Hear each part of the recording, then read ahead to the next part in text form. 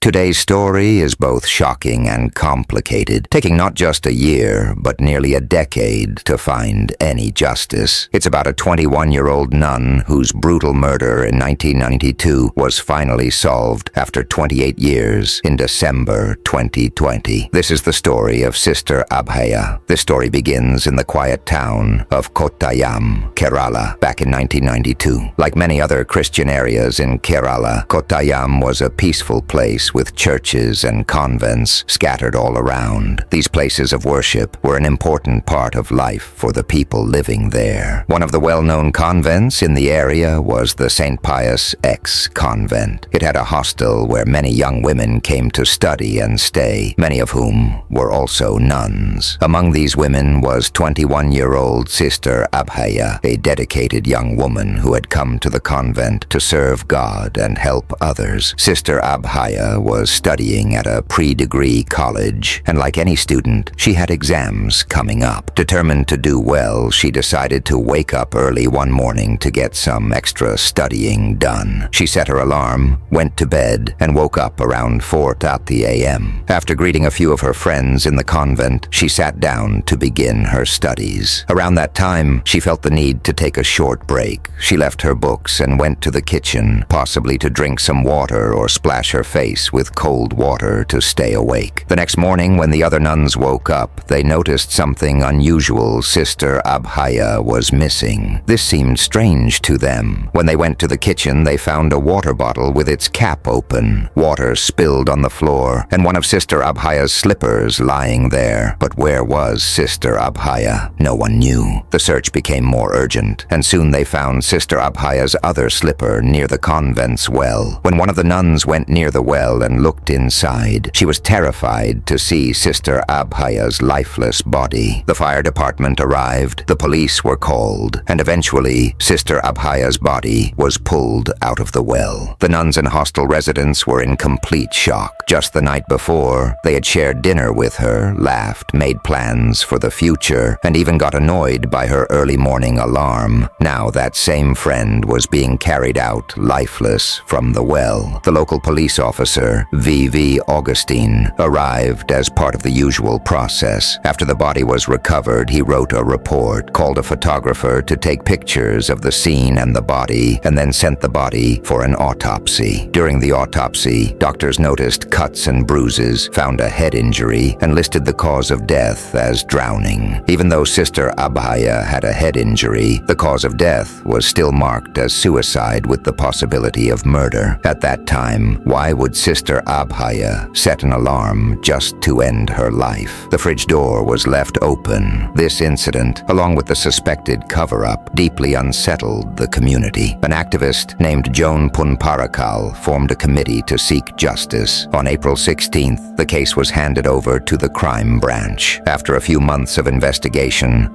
the crime branch released its report. Over the years, the investigation revealed shocking inconsistencies. Evidence went missing. Post-mortem reports omitted key details. Even the investigator, Vargas Thomas, resigned, citing undue pressure to declare the death a suicide. The CBI conducted dummy tests, re-examined evidence, and pursued every lead. By 1999, they concluded that Sister Abhaya's death was no suicide, it was murder. But despite this, the identity of the killer remained elusive. In a stunning twist, a thief named Adakaraju, who had been stealing copper wires from the convent on the night of the incident, came forward with a shocking account. He claimed to have seen suspicious activity, a priest, a nun, and another man sneaking around the convent grounds. Raju's testimony cast suspicion on two priests, Father Thomas Kotur and Father Jose Puthrikayil, and a nun, Sister Saifi. But instead of pursuing these leads,